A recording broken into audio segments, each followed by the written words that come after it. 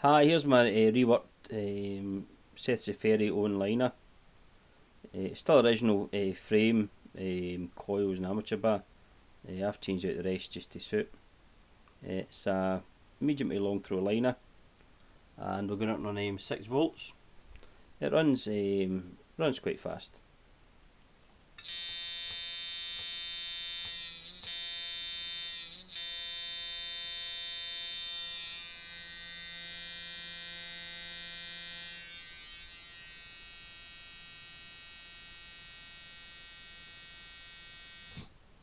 We'll crank up to 6.5 volts. Again, the force of hit's going to increase.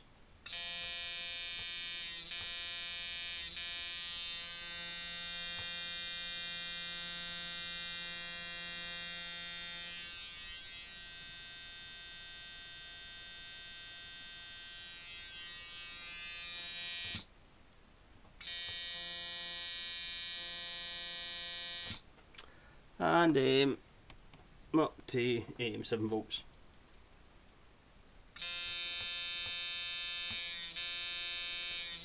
Just totally solid at that.